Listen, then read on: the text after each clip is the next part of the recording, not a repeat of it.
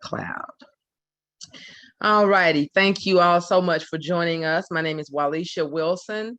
I am the founder of New Life Second Chance Outreach, which is a Georgia 501c3 nonprofit organization that exclusively works with individuals who have been impacted by a criminal conviction. And we are in 2022. In 2022, we are focusing a lot on financial wellness and ways that we can, as formerly incarcerated and justice involved individuals, have better financial wellness and find other streams of income. Often we are challenged with being denied jobs due to our felony record. And I am one that believes that when a door is always closed, that you create one for yourself. And I've had the pleasure to have lots of folks on during this 2020 season, from showing you how to build your financial wellness through investing, whether that's in crypto and stock, how to do your retirement plans. We will have some people on later on in the year that are talking to you about starting your trucking business and all these other good avenues that we can become financially independent. And I am proud that I have not only a very successful published author with us tonight, but a personal friend of mine and a woman who really helped me keep my sanity while I was incarcerated. Tonight, we will be welcoming Taramika Williams. And Taramika is the author of My Insecurities Has a Name. She works daily in human resources field along with customer service. Her educational background is a BS in human resources. Taramika is a wife and mother, sister, daughter, and she enjoys being an auntie to all of her nieces and nephews. She is a vivid worshiper, leader, and enjoys motivating all who she comes in contact with. She is passionate about family, friends, and loved ones. Taramika enjoys traveling, food, and spending time with her family. Her passion and purpose is to show everyone that they are someone important. Taramika is a purpose pusher. Oh, I love that. A purpose pusher. And her new book explains just how she gained the skill of being a purpose pusher. So if you all would help me in welcoming my friend, my sister in Christ, and my former bunkie, Taramika Williams. Thank you so much for being with us, Taramika. I really, really appreciate it. More than welcome. My pleasure. Well, I did read your book. I appreciate you for the book. And we just want to get it started off with you basically talking about the premise of how you decided to turn your pain into purpose and how you decided to turn that pain into profit by becoming an author. And so I kind of wanted to start out with asking you, before you get into the tips of how we can become published authors, I wanted to ask you, what was the first step or decided for you to decide to become an author? What made you or pushed you into wanting to write a book? Well, actually, this is my first book that I completed. So to be honest, I had started a book years ago, stopped, started another book, stopped. But I was in I'll be careful of my words. I was in a toxic marriage. No pun intended. He's a great guy. God bless him. But unfortunately, my marriage was something that was not conducive to my lifestyle with the life that God would have for my purpose. So my book was birthed out of a comment that my husband said, that I wasn't confident. And it kind of made me search myself. It made me think about, am I confident? Where does this come from? Why would he think I'm not confident? So it made me ask my friends, it made me ask my family, am I confident? And in all honesty, I was confident in every area of my life. When I'm a worship leader, I'm confident. When I walk in my job, I'm confident. No matter if I'm just having a natural conversation with somebody, I'm confident in who I am. But when I would get home, due to the circumstances, I would find myself going into a shell, intimidated, not feeling a certain way. So that was what he was seeing. He was seeing that version of me. So that just birthed me to search my heart and decide that I want to write a book about, my insecurities, which is what causes people to question your confidence in yourself. Okay. So when you started writing, what was the most challenging part? Did you ever get writer's block, or was it something that naturally came to you? Naturally, I could tell a story easy. So I enjoy trying to make anything said visual.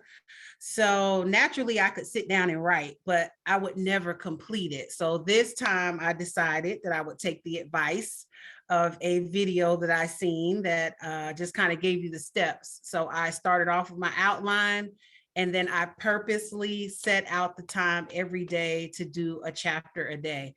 And I banged my book out in 1 week. You wrote an entire book in 1 week. Yes, and that was working full time, 2 part-time jobs, being a wife. I was actually still in school. I was just about to graduate from college as well. So yeah, it's Okay. possible. Okay. Okay. Is there plans for you to make a second book? I'm definitely going to write a second book because the 2 first books that I started writing that I never completed will completely explain all of these insecurities in detail. So I'm definitely working on a second book. Okay. Well, I'm definitely, I've been told I should write one, and I've thought about deciding on writing one. And so I'm definitely excited about to hear the steps that coming from you personally of how to get started. And I know the folks who are joining us tonight, who are either watching live or who are joining the Zoom, are interested in knowing the basic steps. So if you could just take us through, what is it that we first need to do before we start writing a book? I mean, is that, as far as a structure, what kind of book we're going to write and all that good stuff? Yes. So the purpose of having an outline, well, let me begin with this. Everybody has a book in them. There's not a person on this earth that doesn't have a story or doesn't have ideas that the world needs. So first, take that off the table that nobody's going to read it or nobody will be interested. That's the first hurdle you have to get past. You have to get past wondering how people will receive your book. But once you get past that and you decide what you want to write about, the whole purpose of writing the outline is so that you can streamline your book to what it is that you really want to talk about. So for me, I wanted to dig into my insecurities, what challenged my confidence. So I literally sat down, wrote an outline of what I wanted it to be. And your outline, if that means your beginning is discussing you, so be it, but you need to have an outline because your outline is what's going to keep you in order. That way you have chapters that you will cover. You will have topics that you want to cover. So for me, when I sat down with my outline, I knew I wanted every chapter to have a scripture because my belief and my faith is a part of how I get through life. So I wanted to make sure I had a scripture to go with every chapter, but I knew what I wanted to discuss. So if you wanted, I'm a basketball coach or I love sports. So if you wanted to write about a sports story, you need to write down what you want chapter 1 to be about. You need it to flow in order. So you basically need to first get over your fear of somebody not receiving it, or what if somebody thinks I'm telling their business, because you might want to write a personal story. If you are nervous that somebody might not understand your version, because with every story, you can have 2 people live in the same house and they got 2 different versions of what happened. But it's not about being validated by the other person in the home. It's about being validated by, these are your thoughts, these are your feelings. You don't have to get approval for anybody from that. You do legally if you want to talk about somebody else. You probably should bring that up to that person. But if if you know that might not be well received, then maybe you have to change character names. Maybe you have to make this a fictional story, but it's your real life. You do whatever it takes to get your book out there so that the world can hear your story. Every person on this earth has a book inside of them, and there is somebody waiting to hear your story, your version, so that they don't have to go through what you've experienced. Thank you. And I actually just dropped a link in the chat of a YouTube video that I found that says writing a memoir, how not to get sued. And it did speak on libel and slander. I can remember a time when I think it was Jesse Ventura, and she actually talked about it in that video, that talked about the guy named Chris Kyle. I think the guy who, I can't remember, he was a soldier and he saved somebody, and he actually sued the family.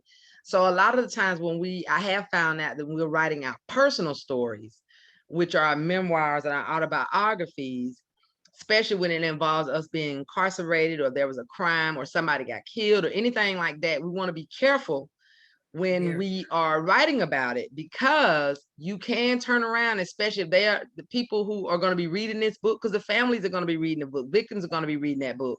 And if they're not in line, or not, they feel like you're lying or you're not being as transparent as you should be, you could be sued. So I did drop that link in the chat. Please make sure you check that out. So we did right now, you said the first steps in getting started is to get your mind right. Be confident in your ability to be able to do this. 2, make sure you have an outline. 3, know what to do and not get sued. Now, let's say you've already we have some folks on the line who've already written some stuff. Of course, I journal, but if you've already written some stuff and you don't know how to put it, or let's say you're actually ready to go, you've got some stuff written, you probably actually have your entire book written.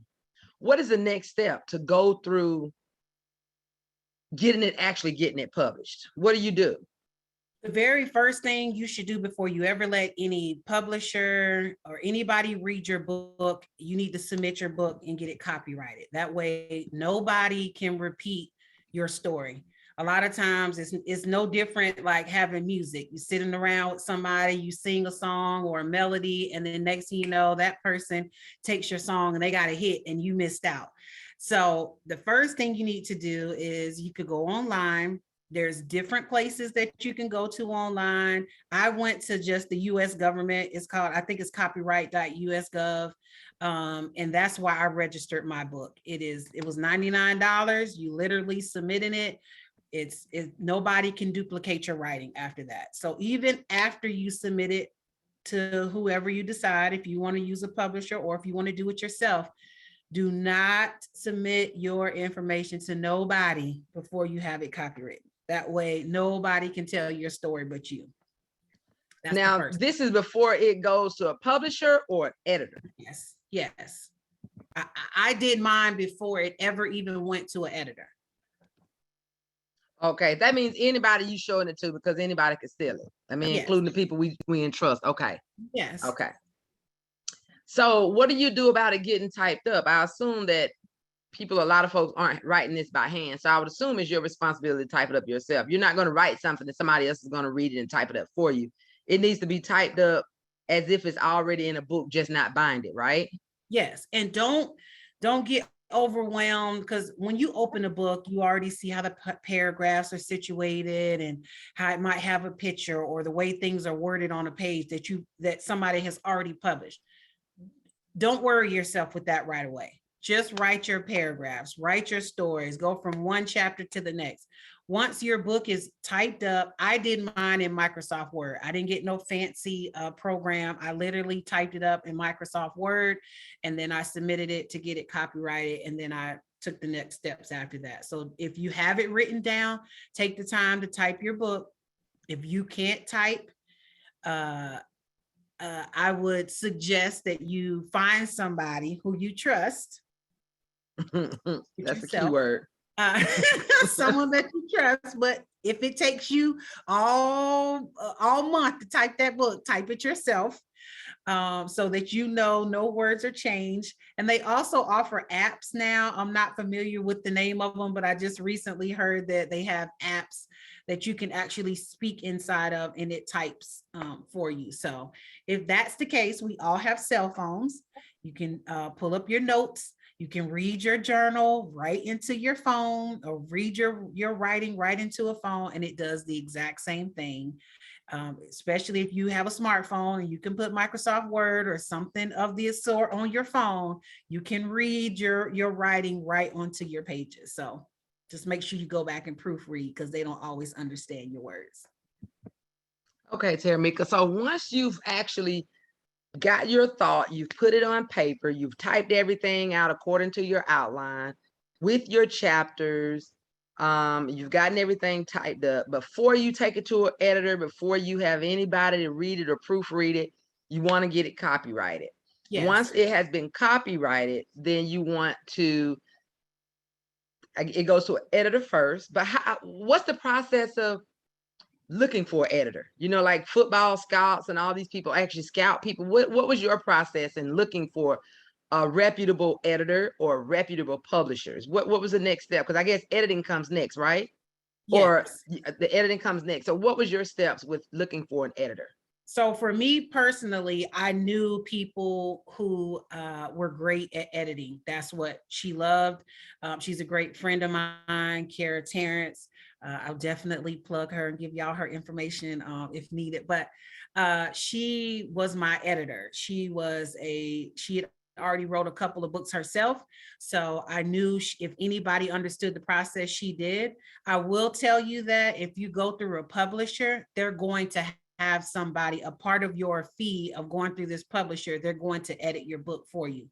So if you're going to pay a publisher to get your book published, bypass getting an editor and then paying an editor and then turning around and paying a publisher because you're paying for your book to be edited twice. You don't have to do that. Oh, okay. So instead of getting an editor, then to go to a publisher, it's best to just skip the whole editor and just go straight to the publisher, because the publisher will edit your book. That is included in the cost of them publishing it. Yes. Now, if you want to get it published yourself, you don't want to go through a publisher, you have the opportunity to go on to Amazon and just go ahead and get your book edited and then go straight to Amazon site and you can publish your book without going through a publisher. Does that make sense? Mm-hmm. So that's what you call self-published. Yes. If you want to self-publish your book and you don't want to go through a publisher, which is basically sometimes they're going to take a cut. We can go over that too. But if you want to get your book edited by somebody that you trust, your book looks amazing, then you get your book cover, because that's going to be next before you ever submit it to get it printed or have it submitted online, then you can bypass and just self-publish your book. But if you are going to go through a publisher, which I did, they are going to edit your book anyway. So, okay. So while we were talking about that cost, I know that's going to be something people bring up. On average, once you've taken the time to write your book, lay it out, and you've got your manuscript together, and here I come with these 2,000 pages and say, Taramika, here, I want you to edit my book. Now we're going the first route with just editing. Here's my book. How much on average does it cost to edit, have a book go to, to be edited? I would say if somebody is, that's hard. Well, on average, you're probably going to pay $500 to get your book edited. And I'm going to tell you why it's $500. Somebody has to read every ounce of your book, fix every punctuation. They're going to come back to you a couple of times. Hey, this is what I read. Explain to me what you're saying. My editor walked me through every process. Explain to me what you were trying to say. Are you talking to one person? Are you talking to, because when you're writing, a lot of times you will write as you talk. You might start a story and it sounds like you're telling a story about one person, and then later in the sentence you might word it, yeah, they, but it really should have been him or her. That's time consuming that somebody has to spend going through editing everything you're saying. They are not going to rewrite your book, but they want to make sure that if you're focusing on a group of people, if you're focusing on one person, should we say their actual name? Should we call out, this actual incident? Because a lot of times we leave things blurred. I might say in my book, yeah, I know what it is to stand before a judge. Do you want to talk about your whole situation, or are you just making a comment? So there's certain ways that the editor is going to have to literally word for word go through your book. They come back with you, they sit down, they explain to you all the different details, things that might need to change, clarification. So on average, I would expect you to pay no less than $500. Okay. And before we get to the actual cost of the publishing, I noticed that when I was reading your book, um, what what majority of the pain or when you were writing your book, what percentage of that of what you were putting into the book came out of your experience with incarceration? It's a huge part of my book because I think after my situation, I was embarrassed. You're shameful. Uh, you feel as if you've caused this delay in your life. Like you have this paperwork that follows you. You have this quote unquote label as people try to label you with. So you're trying to climb out of a box of this mistake that you made.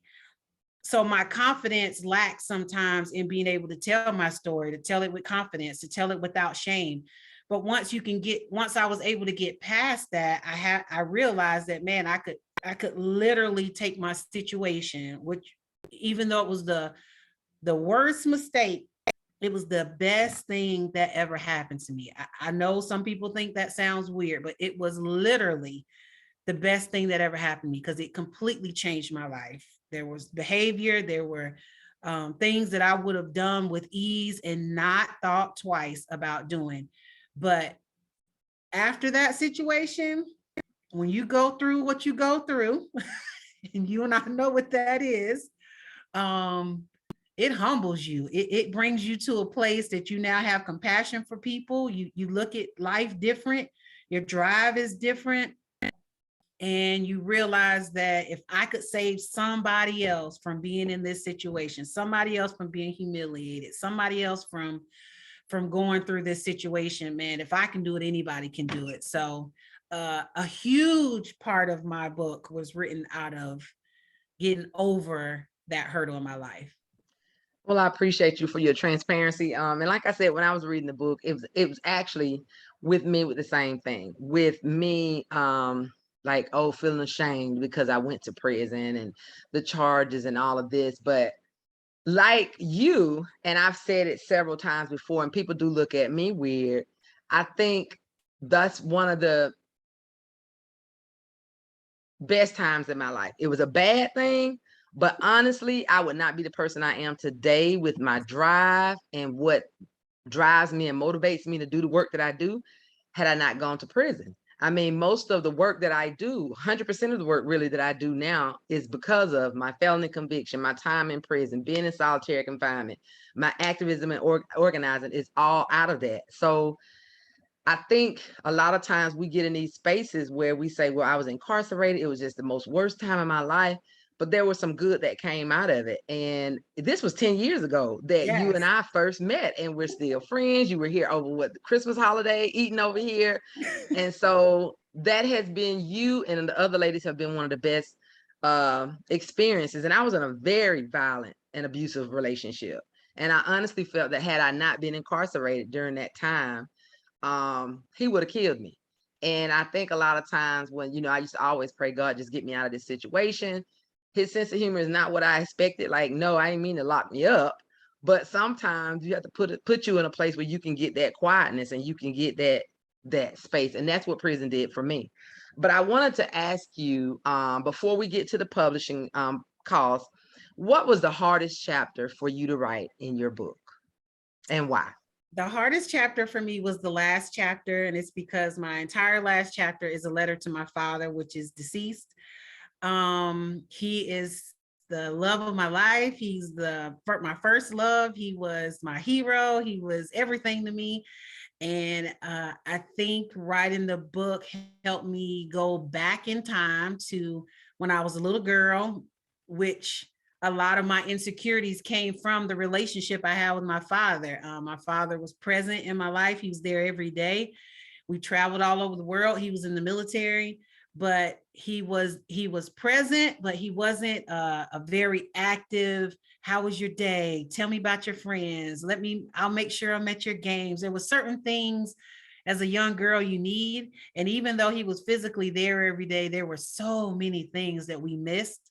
And so when I got older and I went through life, I felt like there were some things I could have done different if I would have had that from my father, but I don't. Looking back on it now, our parents can only give us what they have. So if he didn't have that, if he didn't know how to do that, you can't hold that against your parents. You have to grow up, learn what you need to learn, break the cycle, and be who you need to be going forward. So that was the hardest chapter for me, because it was basically my letter to him, telling him how much I love and appreciate him. And even through his disappointments, when he had his hardships in life, how I still viewed him as such an amazing man. So that by far was probably, but it was the best release for me. When I finished that chapter, I sobbed crying. And I think me and God were like, all right, we're good now. So let's move forward. Okay. Well, I'm excited to read the second book. Now, as far as we're going to get to the publishing. Now, you said if you wanted to self-publish, or if not self-publish, if you wanted to get a publisher who will also edit your book, what are the average costs for getting a publisher, and how did you find a reputable publisher? So I knew a couple of people who had published books within my church. So I just went with the same publisher. I went through Dudley Publishing. She was great. The process, I'm a little edgy because I want it done when I want it done. So I say be patient unless you self-publish. So she was great. They came up with I sent pictures of what I wanted for my book cover. They did that. The cost of getting a book published is pricey to me. To me, it's probably between $1,500, $2,000 and above to get a book published. That's when you're using a publisher. But again, you're paying for their services. You're paying for somebody to go back. They're editing your book, which I had already had it edit, so I wasn't aware that this is another service I'm paying for a second time. So don't make that mistake. Again, if you want to self-publish, pay for editing. But if you want to use a publisher, they're going to edit your book. So you're paying for them to edit your book. You're paying for them to put your book in a certain book format. Some people like your words big, some like it small. They came up with my book cover. They came up with my digital media. They came up with all my promotional stuff. So you're paying for a service. So you're literally submitting your book. They're going to come back. Hey, what do you think of these book covers? You choose which one you want, or you kind of tweak it how you want. So it is a service well paid for. I can say for myself, I was working a full-time job, 2 part-time jobs, and I literally just decided I was going to work and work and work these part-time jobs to get this book done. If you want to publish your book, you're going to make it happen. You'll work overtime. You'll go get a second job. You'll do whatever it is that you need. Somebody might have that money set aside. I did it. So I just worked a lot, and I think I paid it off in maybe 4 payments, and I was done.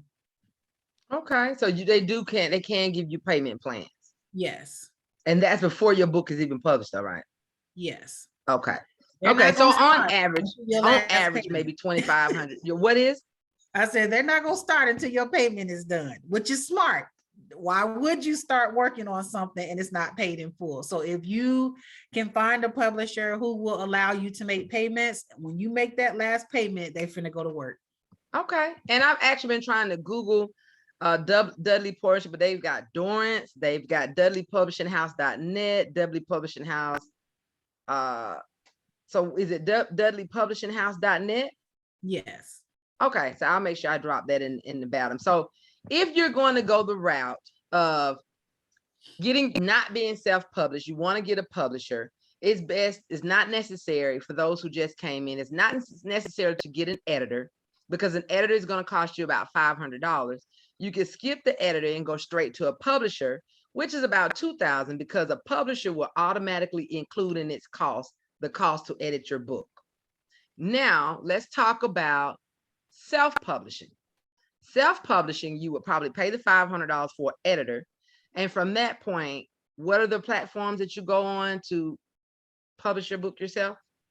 I think the easiest way, you could go on to Amazon. They have a program called KDP, which is their publishing. So yes, Amazon's going to get a cut of your book, but your book is going to be online worldwide for everybody to see. So you just have to weigh your options. If you go through a publisher, they're going to get your book published, but when you're ready to print your books and order books, you got to go through your publisher, pay to get your books printed. They're going to mail you books, and then you're going to the post office every time to send these books off. In the event that you decide, so your publisher is doing their job, which is getting your book on paper, and they're getting it binded and printed, and they're going to send you however many that because you're still going to have to pay for your books. So even though you're getting it published, let's make this very clear. When you go through publishing, they're going to get your book published, but you're now going to go through that publishing company to purchase your books. Am I making sense? Say that again now. So when you go through a publishing company, they're going to get your books printed and binded. That's their company. That's what they do. They print and get your books printed and sent to you. But you have to go online and you have to go through that publisher now to purchase your books, which is why most people do pre-sales, because they get this money up front and then they go online and purchase their books. That's a whole nother task in itself, but we can discuss it. So what I'm saying is, if you self-publish and you go through a site like Amazon and publish your book yourself, you never have to worry about you can order tons of your books from Amazon and have them shipped to you. But when people are placing their orders, Amazon is doing the work. They're going through, they're going to print your books. People go online, order your books, and Amazon's sending it straight from the warehouse. Okay. So I take it's fairly cheaper going that route. It is. I just Googled. It's cheap that you can go through Amazon, and it is definitely fairly cheaper. However, Amazon is going to get a portion for what they do. It's the same thing as if you were going through a publisher. The only difference is you have worldwide exposure through Amazon. Amazon, somebody overseas can purchase your book. The same thing they could do it if you set up your own website, which I did. You can go to payhip.com, set your Acute page up. You don't even have a monthly subscription. Put your book on there. Take the time to set your page up with pictures, designs, write your own bio. I did everything as cheap as possible as I could, being a first-time author. Then you set it up for your payments. All my payments went straight to PayPal. But when you're going through a publisher, your books probably cost you $3 a book. You're paying for your book. The books come to you, then you sell your books. So the way that you make your money is when you set your book up for $20 a book, you're only paying $3 for that. And then they're getting, you're profiting the rest of the cost, minus you going to the post office and mailing every book off by hand. No, I'm lazy, so I don't want to do all that. So you could go through Amazon. I don't want to do that. I want to let somebody else do all the other stuff. Yes. And so you said Amazon does that? Yes. Okay, I'll be honest with you. There's most publishers that you will go through, ask them, do they have a publishing company? Are they actually printing and binding your books? Because you might be surprised that they're actually using Amazon as well. Okay. They have an account through Amazon, and they're constantly publishing everybody's books through Amazon. So you want to ask them if they're they're doing what do you want to ask them? You're asking them, are they actually printing and binding your books, or what company are they using? Because if they're using Amazon, you could do that. You could literally do that yourself. Okay. Okay, let's take a break. If we have any questions, please feel free to unmute yourself and ask Taramika your question.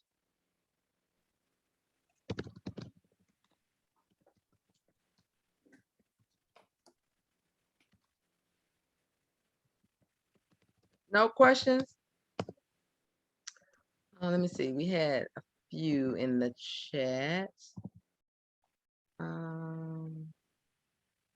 Okay, I think we had already discussed that. We had somebody that said they did a 30-week devotional book in prison and needed help to get to the next step. So we talked about that. And how do I get it typed up? You already talked about you just use Microsoft Word, which is what I would probably do. And if we didn't have any more questions, then we will go to the next step.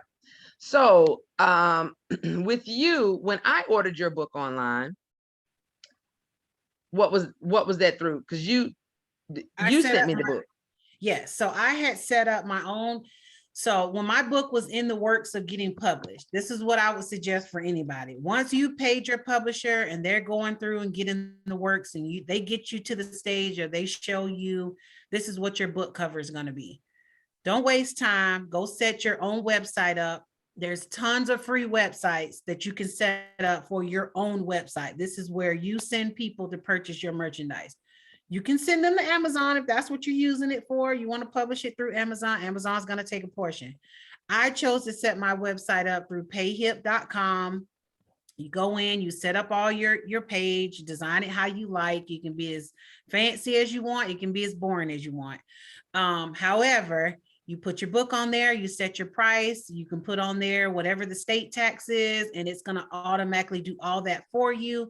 I chose to use PayPal for my payments to go once, people sent their money in, and then it would go to my PayPal account. And that's what I chose to use. You could set it up to where it goes to your bank account. You could set it up to go to Cash App, whatever you want, whatever your finances are, that's what you do. However, I had purchased so many, when you made your purchase, I took the time to purchase tons and tons of books, and my goal was to sell all my books. So I had a box at home filled with books.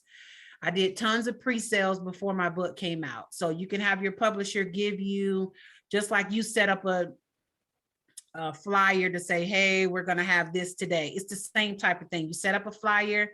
Here, I want to pre-sale my books. Do not feel intimidated that somebody's buying a book and you don't even have a paper book of your own yet. The whole purpose of the pre-sale is for them to purchase your book before anybody else. You're trying to sell your books before it hits the real world, before it hits Amazon, before you have your first book selling. Some people use pre-sales to pay for their book. I don't suggest it, and I'm going to tell you why.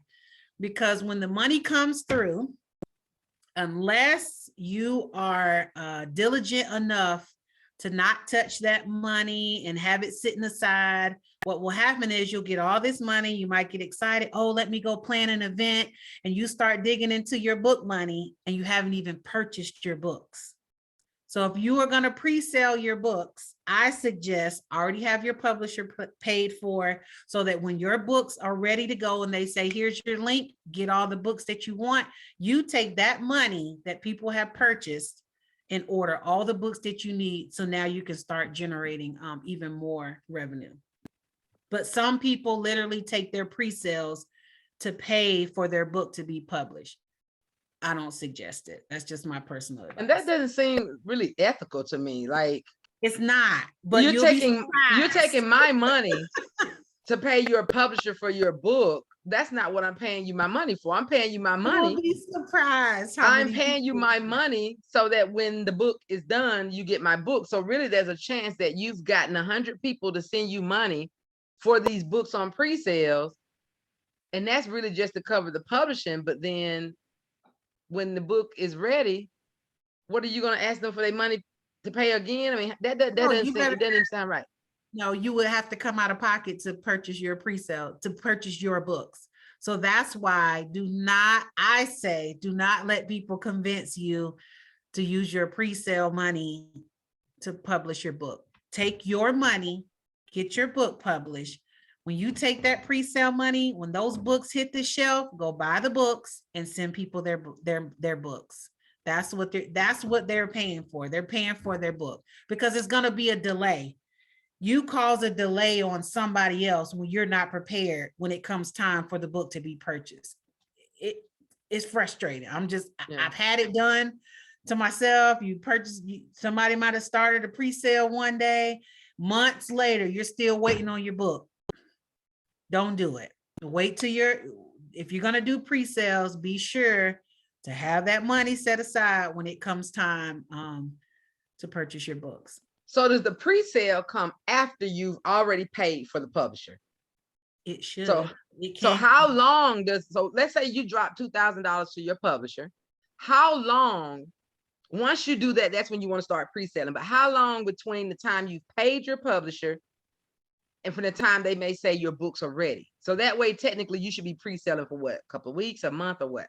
It should be no more than a month. However, when you're going through, when you're not publishing it yourself, that's the part you're not aware of. So for me, my publishing took a little bit longer, which is again why I said I'm pretty impatient. I was like, oh, I want to drop it on this day. I want to sell my books at this time. That didn't happen. Their printing was behind, or maybe they had, it was pre-COVID. So who knows what was happening, but mine was delayed a little bit. However, when it was actually finally done, it moved really fast. So I just say, if you have a timetable that you want everything done, then you probably need to self-publish your book. And then you know exactly how long it's going to take. But it should take, I would never pre-sale any longer than like a month, because once people keep seeing the same post, the same information over and over and over, it becomes redundant unless you're doing prizes every week, or you're offering, or you got a new commercial each week about your book. After a while, it just becomes redundant. So the faster people get their books, or the faster they get their product that they paid for, the better. Okay. Well, we have a question from Becca. She wanted to. Becca, feel free to come off mute and ask Taramika your question. Hi. Yes. I was wondering, how do you suggest promoting your book yourself? Like, what avenues do you use to promote your book? So for me, I just did social media. Social media is the fastest way, because everybody's going to see it. People that you know, your friends, they will all share it. I put mine on social media. I posted it, just introducing that I was going to release a book, and then I set up pre-sales. Now, do not be disappointed when you first do it and nobody's running to pay for it, because people always get excited, but they don't always put their money where they say. So just keep being diligent about it. So the first time I posted it, I let a couple of days go by, and then I came back and I spoke about something else. The next posting, I may have said, I want to say thank you to my English teacher who made me realize that I could be a writer. Then you start tagging those people into it, the people that inspire you, or you can tag or speak to things that inspired you to write the book. That's going to generate even more conversation, because just posting that you're writing a book, okay, but it's almost like if we see a commercial, it isn't until you see why it happened. Is it funny? Is it exciting? Is it going to be sad? Just every week, just try to change something about it. And the more you post about it, the more you speak to it, the more people will constantly pay attention, and then it kind of makes them eager to want to purchase. Thank you. You are so welcome. Kind of following up with what Becca asked about that, how do you reach out to books? Well, you see a lot of these authors go into these bookstores and having these book signings and things like that. How have you done that? And if so, how does that process work? I have not. I literally was blessed enough that I had friends and family, and I literally sold all my books that I had. So if you want to do a book signing, if you have a church, ask your church, hey, can one Sunday in the fellowship hall after church, I would like to have, your pastor could introduce that you're writing a book, and then you go downstairs, people purchase. Or you could simply go into a local coffee shop, or you could go into, you're not walking in Barnes and Nobles or certain places unless you are TD Jakes or somebody writing books. But because they're not just going in there. When you're going into a big time bookstore to sell books, you are selling out books, meaning they're doing that because they know you're going to generate lines of people coming in. But there's libraries that you can go into and ask them, hey, can I use your facility for a book signing? You can go wherever you want and have this event. It's all due to your finances. You can ask your friends, hey, somebody might be a photographer. And hey, since you're a photographer, I would like to collab with you. You get to take pictures. I'm doing a book signing. Hey, I know somebody who caters food. This is an opportunity for you. You can make it whatever you want for everybody to generate something, all for your book signing. Or you can literally just find you local venues. I personally say find some local venues that is, special to your hometown or to your special area. Those people are definitely going to welcome you in, because one is generating them business, and also you're having the opportunity to sell your book. So it's all depending on what you want to do. Okay.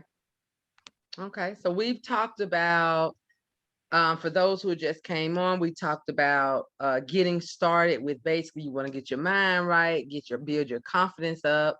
You want to talk about writing an outline. And then we talked about doing what you need to do to not get sued, particularly if you are formerly incarcerated or something you did that's just based on your life. You want to make sure that it's accurate, that you're not going to be sued for libel or slander. And then we talked about the process of choosing to be self-published, where you would pay an editor to edit your book, which is upwards about $500, then get self-published through other outlets such as Amazon that will take a cut, but they will basically send you the books and you have to kind of sell them yourself. Or you can do the more pricier one where you could skip the editor, but go straight to a publisher for about $2,000, because the publisher is also going to edit your book. And with that, once you pay them, they'll bind your book and do what all need to do. And they'll help you with do they help you with the marketing? Yes. They'll help you with your marketing and everything about your book. And once you go from there, Taramika talked about the website she uses, PayHip. I did drop that in there as well. And I also dropped the referral link to us. We use Ionis. We use Ionis for our nonprofit. Both of my LLC businesses, I use Ionis. I love Ionis. But I think I would probably go the route that you did, because you said with PayHip, you don't have to pay a monthly cost. Nope. So you just went on there, got your book. So what did you have to pay for? The hosting, the domain? Nope. Well, I'll be. Okay, that beats $5. Well, that does beat $5 a month. Okay. I think somebody put a question in there. I think I seen Becca asked a quick question. Becca, did you want to ask that question? Sure. So I wrote a book, Surviving Baltimore County Detention Center. And I talk about, it's about my experience at Baltimore County Detention Center. And I was wondering, is that possible for me to be sued by Baltimore County Detention Center for using their name? And that, like, the name of the book is Surviving Baltimore County Detention Center. And then I'm talking about everything that happened while I was at BCDC. So would that be a possible suing situation? Or should I talk to a legal person about that? Before I get it published? I would definitely talk to somebody legal. Never stated, I personally don't state, I wouldn't state the name, only because, well, it depends on your story. If you're saying something great, people love that you mentioned that. Oh, I'm not saying anything great. It's not called Surviving BCDC for nothing. That's what I'm saying. If you're saying something negative, somebody's going to be offended. You know what I mean? Well, it's not negative. It's not negative. It's just what happened. It's like, it's facts, and I can back up everything that I'm talking about. But I don't want to get sued. So yes, I would definitely talk to somebody legal about it, because what could happen is your story, it's no different if somebody comes out and says, oh, I had this situation, and somebody else, oh, wait, that happened to me too. And now you have these stories that compile up on this company or we all know what we're saying. And then all of a sudden it becomes, some legal situation. So I would definitely clarification. I kind of like that, like part of my reason for sharing my story is to give a platform for other people that have gone through it, and they give them the confidence that they need to step forward and talk about what they've been through. So I kind of am not like that's kind of like the reasoning for me sharing my story and naming BCDC, because it's not that what I experienced. I mean, we most of us have been incarcerated, that we've shared that in this Zoom meeting, that we have similar stories, we have similar experiences when we're locked up behind the walls and stuff like that. So like it's really, it's a passion of mine to be able to help give a platform for people to feel safe enough to come forward and say, I went through something similar like that, and I went through this, and I went through that. And like, I kind of want us to come together and really change the system to correct what's wrong with the system, so that people aren't continuing to be traumatized while they're incarcerated. Yes. So well, you want to hit that?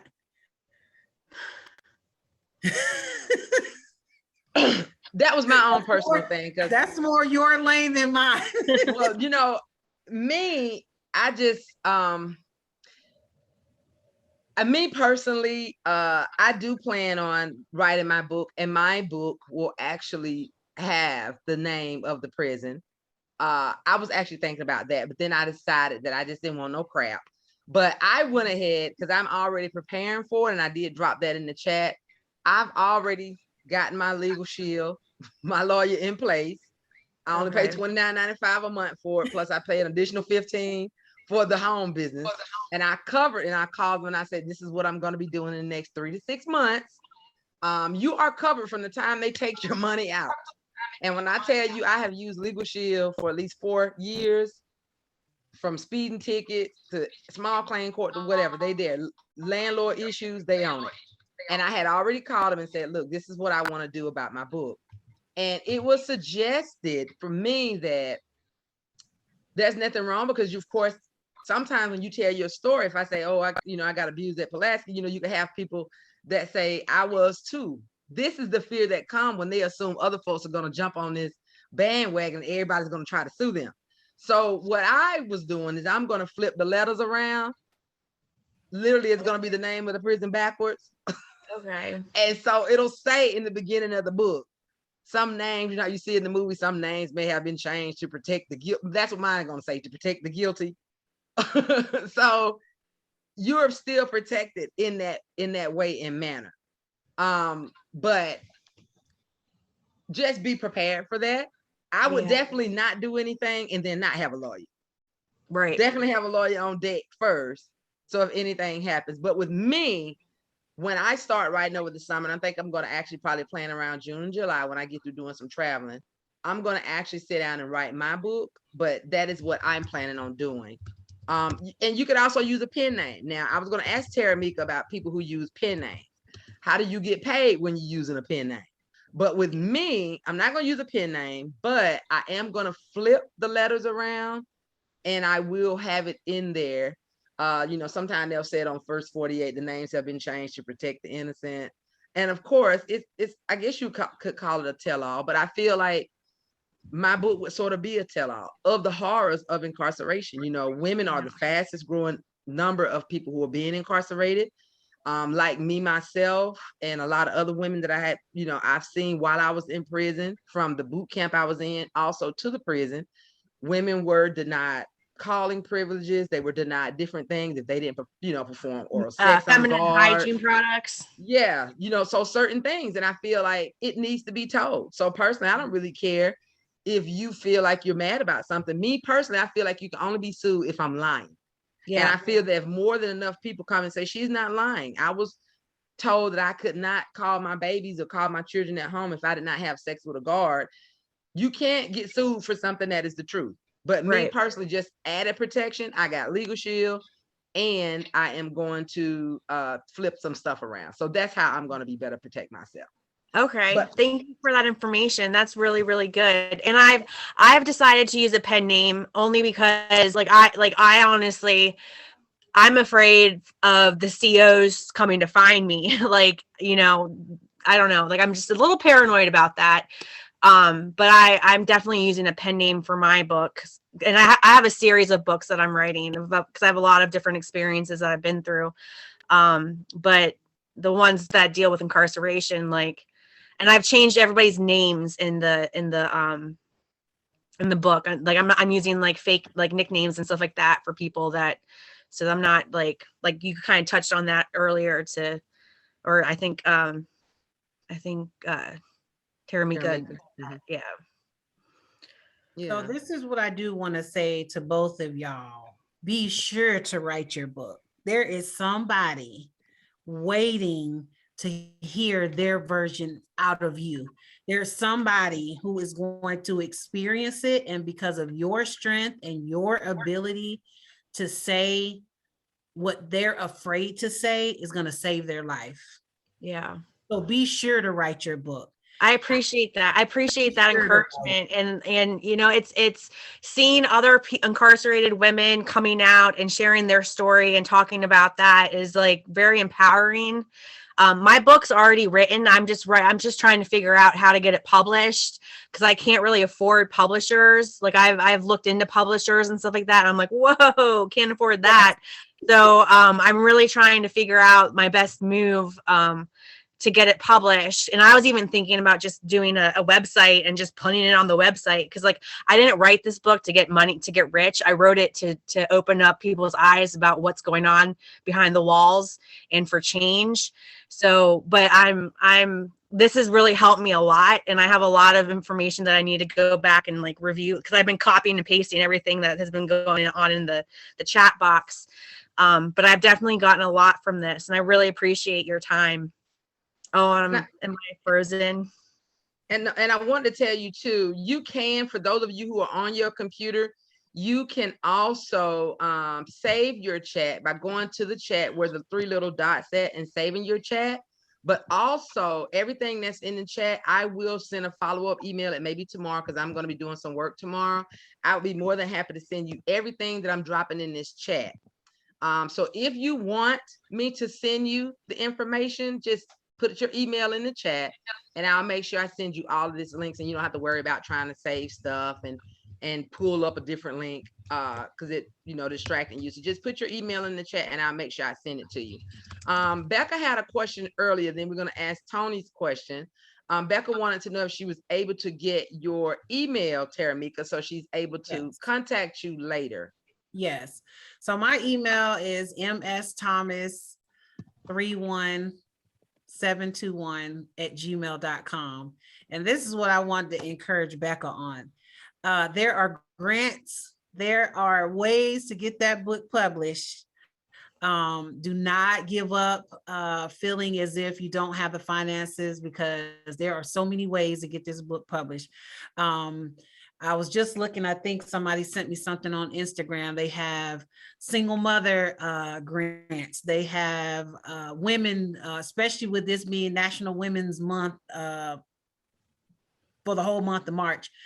There's tons of ways to get that book published that it might not even have to come out of your pocket. The government, or not even the government, there's a lot of nonprofits. There's a lot of ways that people want those type stories to be told.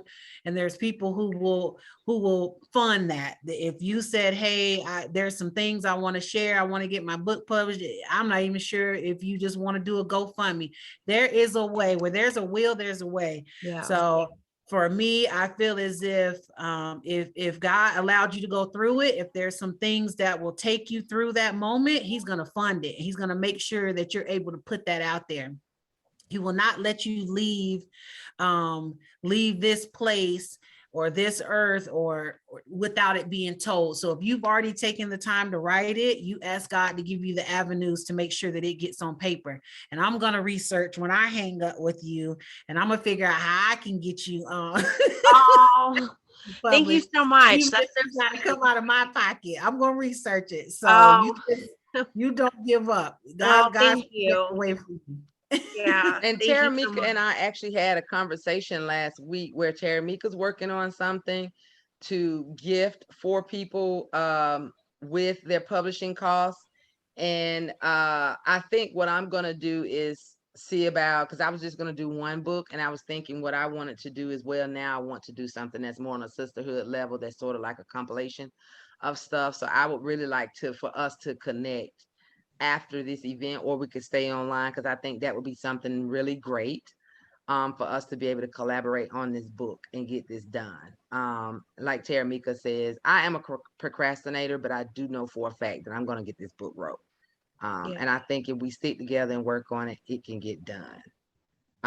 We That's had a awesome. question from Tony. Did you want to ask your question, Tony? Hey everybody. Hey. I don't even remember what oh, I said that you could probably do the initials and then maybe just put in the book and say, I'm not releasing the name of the book because blah blah blah, you know, legal issues are for fear of repercussion or something like that. But or like you said, you could switch the names around. I think somebody said that. You can switch the Mhm. names around. That's good too. There's always ways around something. So I would say still don't let that hinder you from putting it in the book. Okay. But that's all I Well, have. thank you. This has been a very, very empowering hour. Somebody says, is there a list out there for single parents grants? Yeah, Taramika said she was going to do some research on it, but I know oftentimes there are grants for almost everything. I haven't really seen too much stuff for people who want to write books, but there are ways to get stuff done. And we're gonna look into that. Because like Taramika says, not having not having money should not be the reason why a person's purpose is not fulfilled. And I think that's something that we're going to work on together as sisters to try to make sure that it gets done. Yes. Okay. So if we don't have any more questions, I did drop the Taramika's, but I'm going to make sure I say it for those who are streaming live on Facebook. You can purchase Taramika's book, I'm trying to find it again. My Insecurities Have a Name, at bit.ly/T Williams, and it's BIT lowercase bit.ly/T Williams, and T Williams has to be capitalized. So it's bit.ly/T Williams, and the T Williams has to be capitalized. So you all make sure you support Taramika and purchase her book. It is actually a really, really good read. And at first I hadn't even thought about writing a book, but now since she done wrote hers and it's really good, and I want to be like Taramika, so I'm gonna go ahead and go ahead and get started with writing my book. Were there any final questions for Taramika before we end? And I did also drop the link for any of our upcoming events. We have an event coming up on April 1st, where we're going to be doing financial wellness, talking about banking and managing your money and budgeting your money, how to become financially healthy. And we're going to have a screening, 2 screenings, April 5th and April 7th of Apart, which is a screening about women who are in Ohio prison and the challenges that they face when they've gotten out. And so I'll make sure I send those out to you as well, because it is a great, great documentary that did air on PBS a couple of weeks ago. I was fortunate to actually be in a Zoom meeting with the ladies of the documentary and have connected with them since, and it's just really empowering. And so I'll make sure we invite you all to that. Those of you who dropped your emails in the chat, I will make sure I get these resources to you, not tonight, but probably tomorrow once I get up, and I will make sure I get those to you. Taramika's email is also in the chat. And I'll make sure, Taramika, are you on social media? You want to let everybody know what your social medias are? I'm Taramika Williams on everything. On Instagram, I think I am MRS Williams 31721, but you can search me anyway, anytime, anywhere by my full name. And I just wanted to tell you, thank you You are an amazing person, and you completely changed my life 10 years ago. And I'm I super didn't do glad. anything. Yes, I you didn't do did. nothing but cause Listen. trouble in prison. No, you didn't. No, you didn't.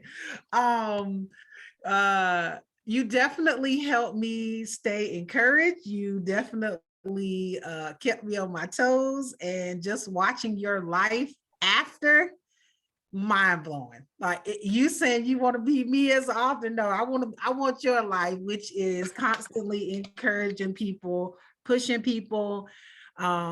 You've definitely pulled some things out of me since me moving back home to Georgia, and I just appreciate you dearly, and may God bless you beyond your wildest dreams. Like, it's Well, coming. thank you. I surely appreciate you. I appreciate you. And thank for everybody who joined us, who are watching live tonight as you're streaming with us on Facebook. And do you want to send us out with a golden nugget, Taramika? I know you said everybody has a book in them, but what's the one thing that if they leave from this webinar, what's the one thing of good nugget, good inspiration that you want them to leave with? Always be the best version of you. Don't ever duplicate anybody other than yourself. Nobody can beat you at being yourself.